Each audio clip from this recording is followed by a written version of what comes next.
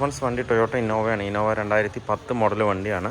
ഇതിൽ full വർക്കുണ്ട്, full checkup ചെയ്യാനും പറഞ്ഞിട്ടുണ്ട് കസ്റ്റമർ. ഇതിൽ നമ്മൾ ഓടിച്ച് നോക്കുമ്പോൾ വണ്ടി പക്ക ഒലച്ചൽ, പക്ഷേ ഇതിൽ സൗണ്ടോ കാര്യങ്ങളൊന്നും കാര്യമായിട്ട് വരുന്നില്ലെങ്കിലും വണ്ടി നമ്മൾ സ്റ്റേബിൾ അല്ല. വണ്ടി നമ്മൾ ഡ്രൈവ് ചെയ്യുമ്പോഴും ആ ഒരു എന്താ പറയുക, ഒരു കംഫർട്ട് കിട്ടുന്നില്ല. അതുപോലെ തന്നെ വണ്ടി അകത്താണെന്നുണ്ടെങ്കിലും പുറത്താണെന്നുണ്ടെങ്കിലും ഒരു ബറെന്നുള്ളൊരു നോയ്സുകൾ കാര്യങ്ങളൊക്കെ വരുന്നു. പക്ഷേ സസ്പെൻഷൻ നല്ലവണ്ണം പോയിട്ട് ഞാൻ ചെക്ക് ചെയ്തിട്ടുണ്ട്, നല്ലവണ്ണം പോയിട്ടുണ്ട്. പക്ഷേ ആ ഒരു ഫീലിംഗ് നമുക്ക് വണ്ടി ഓടിക്കുമ്പോൾ കിട്ടുന്നില്ല. അതാണ് മെയിനായിട്ട് ടൊയോട്ട ഇന്നോവ പോളിസിൻ്റെ ഒക്കെ പ്രത്യേകതകൾ. എന്ത് തന്നെ പാർട്സ് പോയിട്ടുണ്ടെങ്കിൽ നമുക്ക് ഡ്രൈവ് ചെയ്യുമ്പോൾ ഫീൽ ചെയ്യില്ല. ഈ ഒലച്ചൽ അങ്ങനെയുള്ള കാര്യങ്ങൾ മാത്രമേ നമുക്ക് തോന്നുള്ളൂ, ബാക്കിയെല്ലാം കറക്റ്റ് ആയിരിക്കും. അപ്പോൾ ഇതിൽ നോക്കുമ്പോൾ എഞ്ചിൻ റൂമിൻ്റെ ഭാഗത്തുനിന്ന് വരികയാണെന്നുണ്ടെങ്കിൽ ഇതിൽ EGR ക്ലീൻ ചെയ്യണം, മാനിഫോൾഡ് കാര്യങ്ങളെല്ലാം ക്ലീൻ ചെയ്യണം. അതുപോലെ തന്നെ ഓയിൽ ലീക്ക് നല്ലോണം ഉണ്ട്. അതുപോലെ സ്റ്റിയറിങ്ങിൻ്റെ കോളം ബൂട്ട് പോയിട്ടുണ്ട്. അതുപോലെ സർവീസ് കാര്യങ്ങൾ, മേജർ സർവീസ് ഇതിനകത്ത് ചെയ്യണം. ബാറ്ററിയൊക്കെ ഉണ്ട്, ബാറ്ററിയൊക്കെ വേറൊരു ബാറ്ററിയാണ് വെച്ചിരിക്കുന്നത് ഇതിനകത്ത്. ലോറിയുടെ അങ്ങനെയുള്ള ബാറ്ററിയാണെന്ന് തോന്നുന്നത്.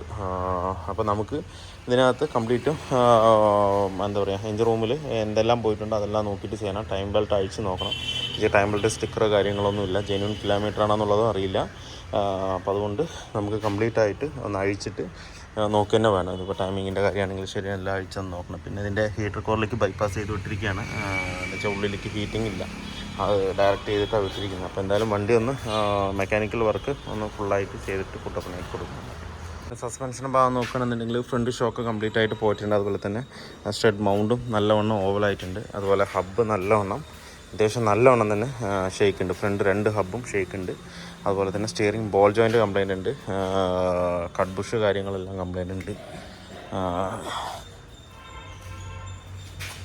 ഇതും അത്യാവശ്യം നല്ല ഷേക്കാണ് ഹബ്ബ്.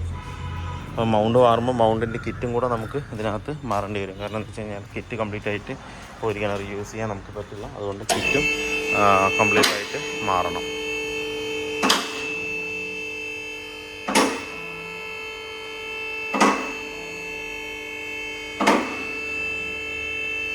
അതുപോലെ തന്നെ സസ്പെൻഷൻ ഭാഗത്ത് നോക്കുകയാണെന്നുണ്ടെങ്കിൽ സ്റ്റിയറിംഗ് ബോൾ ജോയിൻറ്റ് എൻഡും കംപ്ലീറ്റ് ആയിട്ട് മാറ്റണം. അതുപോലെ ലോവർ ആം ബോൾ ജോയിൻറ്റ് അത്യാവശ്യം നല്ല ഷേക്കുണ്ട്.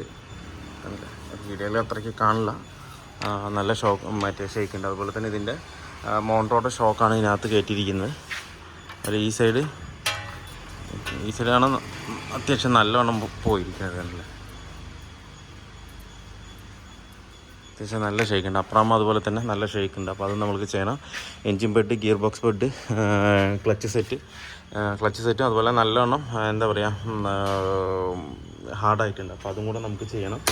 അതുപോലെ നമുക്ക് പ്രത്യേകിച്ച് ഇന്നോവയിൽ എൻജിൻ ബെഡ് മറ്റേ ഷാഫ്റ്റിൻ്റെ മറ്റേ സ്റ്റാർ ജോയിൻറ്റും കാര്യങ്ങളൊന്നും മാറിയിട്ടും വൈബ്രേഷൻ പോകുന്നില്ല എന്നുണ്ടെങ്കിൽ എന്തായാലും നമുക്ക് ഈ സെൻറ്റർ ബെയറിങ് മാറ്റേണ്ടി വരും. ബെയറിങ്ങിൽ കംപ്ലയിൻറ്റ് വരിക എന്ന് പറഞ്ഞു കഴിഞ്ഞാൽ, അപ്പോൾ ഇതിനിപ്പോൾ കംപ്ലയിൻ്റ് ഇല്ല. വേണ്ട, നമ്മളിങ്ങനെ ഷെയ്ക്ക് ചെയ്യുമ്പോൾ ഇതിന് യാതൊരുവിധ ഇളക്കമില്ല ഈ ജോയിൻറ്റിന്. പക്ഷേ കംപ്ലയിൻ്റ് ഉള്ളതിന് ഈ ഭാഗത്ത് നല്ലൊരു ഷെയ്ക്ക് വരും. ഇങ്ങനെ ആട്ടിക്കഴിഞ്ഞ് കഴിഞ്ഞാൽ തന്നെ പല്ലാടുന്ന പോലെ നല്ലൊരു ഷെയ്ക്ക് വരും. അങ്ങനെ വരുമ്പോൾ അൺഈവനായിട്ട് നമുക്ക് ഈ ബാലൻസ് ഇല്ലാതെ ഈ പ്രൊപ്പലർ ഷാഫ്റ്റ് കറങ്ങുന്ന സമയത്ത് തൂക്കി അടിക്കുക. അങ്ങനെ വരുമ്പോഴാണ് നമുക്ക് മുകളിലേക്കും ബോഡിയിലേക്കും ബൊറെന്നുള്ളൊരു സൗണ്ട് ഹെവി ആയിട്ട് വരുന്നത്. സ്റ്റാർ ജോയിൻറ്റ് ഇതിന് ബാക്കും ഫ്രണ്ടും കുഴപ്പമില്ല, ഈ സെൻറ്ററിൽ മാത്രം ചെറിയൊരു അടി ഇതിനകത്ത് ഫീൽ ചെയ്യുന്നുണ്ട്. ബാക്കും ഫ്രണ്ടും കുഴപ്പമില്ല. ഇപ്പം അതുപോലെ തന്നെ ജെന്യൂൻ സ്റ്റാർ ജോയിൻ്റ് തന്നെയാണ് അതിനകത്ത് കിടക്കുന്നത്. അപ്പോൾ അത് നമുക്ക് ചെയ്യേണ്ട, ഒരു സ്റ്റാർ ജോയിൻറ്റ് ചിലപ്പോൾ മാറ്റേണ്ടി വരും. പിന്നെ ലോവർ ആമിൻ്റെ ബുഷ് ഫുള്ളായിട്ട് കട്ടായി കിടക്കണം ഇതിനകത്ത്. കാണില്ല, അഴിച്ചിട്ട് ഞാൻ കാണിച്ചു തരാം. ഇത് അത്രത്തോളം കാണില്ല, അതൊക്കെ കംപ്ലീറ്റും ബുഷ് പൊട്ടി കിടക്കണം ഉള്ളിൽ. അപ്പോൾ അതിൻ്റെ ഫ്രണ്ട് സസ്പെൻഷൻ ബുഷ് കിറ്റ് നമുക്ക് മാറണം. ബാക്കിലേക്ക് പോകുകയാണെങ്കിൽ ഷോക്ക് അഴിച്ച് നോക്കിയിട്ട് ആക്ഷൻ 18 നമ്മൾ ഫുള്ളായിട്ട് പൊക്കിയതിന് ശേഷം വിടുമ്പോൾ 18 സെക്കൻഡിൽ താഴെ വരികയാണെന്നുണ്ടെങ്കിൽ ഓക്കെ, ഷോക്ക് കുഴപ്പമില്ല. അതല്ല ഇനിയിപ്പോൾ എന്താ പറയുക വരുന്നില്ല എന്നുണ്ടെന്നുണ്ടെങ്കിൽ പിന്നെ നമുക്ക് എന്തായാലും ഷോക്ക് കൂടെ മാറേണ്ടി വരും. അതുപോലെ ലാക്ടോഡ് ബുഷ്, ഇതിൻ്റെ അല്ല ലാക്ടോഡ് ബുഷ്. ഇതിൻ്റെ ലാക്ടോഡ് ബുഷ് ഒറിജിനൽ ഇടുകയാണെന്നുണ്ടെങ്കിൽ ഇങ്ങനെ വല്ല ബൾജിങ് ഒന്നും ഉണ്ടാവില്ല, കറക്റ്റായിട്ട് സീറ്റിംഗ് ആയിട്ട് നിൽക്കും. പക്ഷേ അതും നമുക്ക് ഇതിനകത്ത് മാറ്റണം. അതുപോലെ റിയർ ആം ബുഷ് കിറ്റ് കുഴപ്പമില്ല. അപ്പോൾ അതുകൊണ്ട് നമുക്ക് അത് ചെയ്യേണ്ട ആവശ്യമില്ല. അപ്പോൾ ഇത്രയും വർക്കാണ് ഇതിനകത്തുള്ളത്. ഇനി ബാക്കിയുള്ളത് നമുക്ക് EGR കാര്യങ്ങൾ ക്ലീൻ ചെയ്യണം. പിന്നെ മറ്റേ ഡാഷ് ബോർഡിലെ ബാഡ് സ്മെല്ല് കാര്യങ്ങൾ നോക്കാനുണ്ട്. ബാക്കിയുള്ള എല്ലാ വർക്കും നമുക്ക് ഇതിനകത്ത് നോക്കിയിട്ട് ചെയ്യും. അപ്പോൾ നമ്മൾ വാൾക്കർ പാക്കിങ്ങാണ് മാറ്റിക്കൊണ്ടിരിക്കുന്നത്. വാൾക്കർ പാക്ക് കംപ്ലീറ്റ് ആയിട്ട് അയച്ചിട്ടുണ്ട്. പരമാവധി നമ്മളത് ക്ലീൻ ചെയ്യണം. നേരത്തെ പേസ്റ്റ് ഇട്ടൊക്കെ കീറ്റിയിട്ട് ആ പേസ്റ്റ് കംപ്ലീറ്റ് നമ്മൾ റിമൂവ് ചെയ്യണം. റിമൂവ് ചെയ്തിട്ടാണ് കയറ്റുന്നത്. ഇതിൽ വാൾക്കർ ഒറിജിനൽ ഇടുകയാണെന്നുണ്ടെങ്കിൽ നമുക്ക് പേസ്റ്റോ കാര്യങ്ങളോ ഒന്നും തന്നെ ആവശ്യമില്ല. അപ്പോൾ ഒറിജിനൽ വാൾക്കർ പാക്കിങ് എടുത്തിട്ടുണ്ട്. അതുപോലെ തന്നെ എൻജിൻ ബെഡ് 2 അതുപോലെ സ്റ്റിയറിംഗ് കോളം ബൂട്ട്, ഇനിയിപ്പോൾ ഗിയർ ബോക്സ് ബെഡ് വരണം. പിന്നെ ബാക്കിയുള്ള സസ്പെൻഷൻ പാർട്സ് എല്ലാം ലേത്തിലേക്ക് പ്രസ് ചെയ്യാൻ പോയിരിക്കുകയാണ് കംപ്ലീറ്റ് ആയിട്ട്. ബാക്കിയുള്ള സാധനങ്ങളും ഇതിനകത്ത് വരാൻ.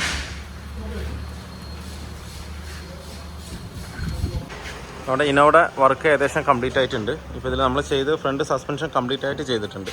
എന്ന് വെച്ച് കഴിഞ്ഞാൽ tie rod end, steering ball joint, upper arm ball joint, lower arm ball joint, link rod, front shock mount complete മാറി. ഇനി നമുക്ക് കട്ട് ബുഷ് മാറണം. കട്ട് ബുഷ് മാറിയിട്ടില്ല, അത് മാറണം. അതേപോലെ തന്നെ ഈ സൈഡും അതേ ഷോക്ക് മൗണ്ട് കാര്യങ്ങൾ, ഫ്രണ്ടിൽ 2 വീൽ ബെയറിങ് ഇതിനകത്ത് സെറ്റ് ചെയ്തിട്ടുണ്ട്. അതുപോലെ റാക്കിൻ്റെ ബൂട്ടും ഇതിനകത്ത് ചെയ്തിട്ടുണ്ട്. ഇപ്പോൾ ചെയ്തുകൊണ്ടിരിക്കുന്നത് ഗിയർ ബോക്സ് മൗണ്ട് മാറണം. അതുപോലെ തന്നെ എൻജിൻ മൗണ്ടും മാറ്റിക്കൊണ്ടിരിക്കുകയാണ്. സെറ്റ് ചെയ്തിട്ടുണ്ട് എൻജിൻ മൗണ്ട്, അതുപോലെ ഗിയർ ബോക്സ് മൗണ്ട്. ഇനിയിപ്പോൾ നമുക്ക് ഇനി ബാക്കിൽ സസ്പെൻഷനിൽ ബാലൻസ് ഉള്ള വർക്ക് എന്ന് പറഞ്ഞു കഴിഞ്ഞാൽ ഇതിൻ്റെ ലാക്ക് റോഡിൻ്റെ ബുഷ് മാറ്റണം, റിയറിലെ 2 ഷോക്ക് മാറ്റണം, പിന്നെ സ്റ്റാർ ജോയിൻറ്റ് മാറ്റാനുണ്ട്. അതും കൂടെ നമുക്ക് ഇതിനകത്ത് ഇനിയിപ്പോൾ പെൻഡിങ് ആയിട്ട് ചെയ്യാനുണ്ട്.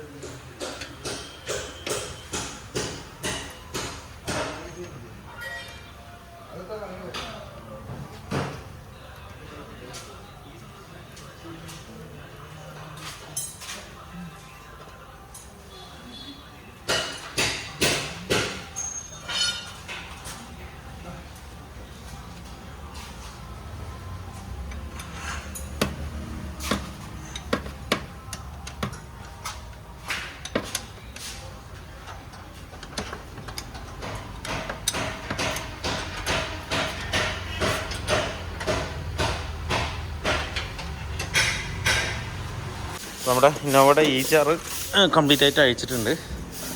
അതിൽ അത്യാവശ്യം നല്ല ബ്ലോക്ക് ഉണ്ട് ഇതിനകത്ത്. അത് കംപ്ലീറ്റ് ആയിട്ട് നമുക്ക് ഇനിയിപ്പോൾ ക്ലീൻ ചെയ്തെടുക്കാം.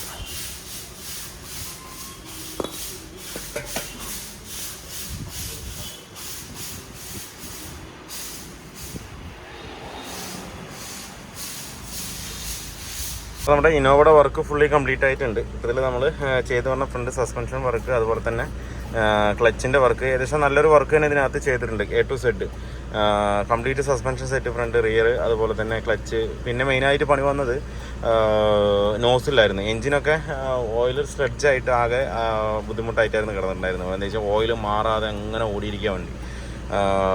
ഡീസൽ വണ്ടിയിലൊക്കെ ഞാനിങ്ങനെ ഓയിൽ സ്ലെഡ്ജായിട്ട് കാണുന്നത് ആദ്യമായിട്ടാണ്, അതും ഇന്നോവയിൽ. എന്ന് വെച്ച് കഴിഞ്ഞാൽ നമ്മൾ പെട്രോൾ വണ്ടിയിലൊക്കെ ഓയിൽ മാറാതെ ഓടിക്കഴിഞ്ഞ് കഴിഞ്ഞാൽ ഒരു കറ പിടിക്കുമല്ലോ, അതുപോലെ കറ എന്ന് പറഞ്ഞു കഴിഞ്ഞാൽ ഓയിൽ ഗാലറിയൊക്കെ ഫുള്ളായിട്ട് ബ്ലോക്ക് ആവുന്ന പോലുള്ള കറയാണ് അതിനകത്ത് ഉണ്ടായിരുന്നത്. പിന്നെ ശരിക്കും പറഞ്ഞു കഴിഞ്ഞാൽ അതൊക്കെ ക്ലീൻ ചെയ്യണമെന്നുണ്ടെങ്കിൽ എൻജിൻ ഇറക്കി ഹെഡ് ഇറക്കിയിട്ട് വേണം ചെയ്യാനായിട്ട്. പക്ഷേ നമ്മളത് ചെയ്തില്ല. നമ്മൾ എന്താ പറയുക, പരമാവധി അത് നീറ്റാക്കി സെറ്റാക്കി വിട്ടിട്ടുണ്ട്. കസ്റ്റമറുടെ അടുത്ത് കാണിച്ചിട്ടുണ്ട് നമ്മൾ എൻജിൻ ഇത്തിരി ഫോൾട്ട് പോലെ കാണുന്നുണ്ടെന്ന്. പക്ഷേ നമ്മൾ ഒഴിക്കുന്ന ഓയിലും മൊബൈലിൻ്റെ ഫുള്ളി സിന്തറ്റിക് ഓയിലാണ് ഒഴിക്കുന്നത്. അതിൽ ഇത്തിരി ക്ലീനിങ്ങിൻ്റെ പ്രോസസ്സിങ് കൂടെ വരുന്നത് കൊണ്ട് നമുക്ക് വലുതായിട്ട് എന്താ പറയുക പ്രശ്നമില്ല. 2-3 സർവീസ് കഴിയുമ്പോൾ ഓട്ടോമാറ്റിക്കലി ക്ലീനായി കംപ്ലീറ്റ് ആയിട്ട് പൊക്കമുള്ളത്.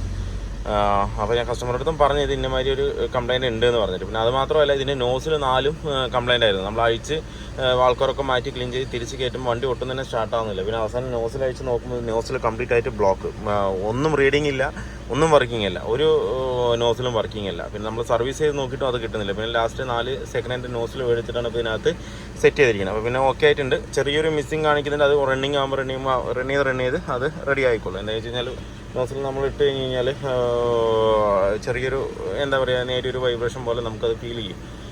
ഈ കുറേ ഓടി ചൂടായി കറക്റ്റ് ഓപ്പണിംഗ് ഒക്കെ ആയി റീഡിംഗ് ഒക്കെ കറക്റ്റ് ആയാൽ അത് കറക്റ്റ് ആകത്തുള്ളൂ. പിന്നെ ആ ഒരു ചെറിയൊരു മിസ്സിങ്ങിൻ്റെ ചെറിയൊരു ഫീലിംഗ് കിട്ടുന്നുണ്ട്. അത് കുഴപ്പമില്ല. റണ്ണിങ്ങിലൊന്നും അറിയില്ല. ഐഡിലിൽ നിൽക്കുമ്പോൾ നമുക്കൊരു ചെറുതായിട്ട് ഒരു മൈന്യൂട്ടായിട്ടൊരു വിറയൽ പോലെ നമുക്ക് ഫീൽ ചെയ്യും. പിന്നെ റണ്ണിങ് ചെയ്ത് കുറേ ആകുമ്പോൾ അത് കംപ്ലീറ്റ് ആയിട്ട് അറസ്റ്റ് ആവും. പിന്നെ എൻജിനും ഒരു ഹാഫ് കണ്ടീഷനിലാണ് നിൽക്കുന്നത്.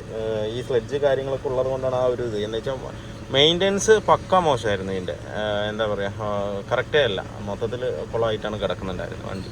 വണ്ടി വരുമ്പോൾ എന്താ പറയുക വല്ലാത്തൊരവസ്ഥയിലാണ്. ഇപ്പോൾ വണ്ടിയെല്ലാം ഏകദേശം ഓക്കെ ആയിട്ടുണ്ട്. ക്ലച്ചിൻ്റെ ഭാഗമാണെന്നുണ്ടെങ്കിലും നല്ല സ്മൂത്ത് ഉണ്ട്, പുള്ളിങ് ആണെന്നുണ്ടെങ്കിലും എല്ലാം പക്ക ഓക്കെ തന്നെയാണ് ഇപ്പോൾ. അപ്പോൾ വീഡിയോ എല്ലാവർക്കും ഇഷ്ടമാണ് ലൈക്ക് ചെയ്യുക, ഷെയർ ചെയ്യുക, അതുപോലെ തന്നെ സബ്സ്ക്രൈബ് ചെയ്യാതെ വീഡിയോ കാണുന്ന നിങ്ങൾ സബ്സ്ക്രൈബ് സപ്പോർട്ട് ചെയ്യുക. അപ്പോൾ മറ്റൊരു വീഡിയോയിൽ കാണുന്നവരെ എല്ലാവർക്കും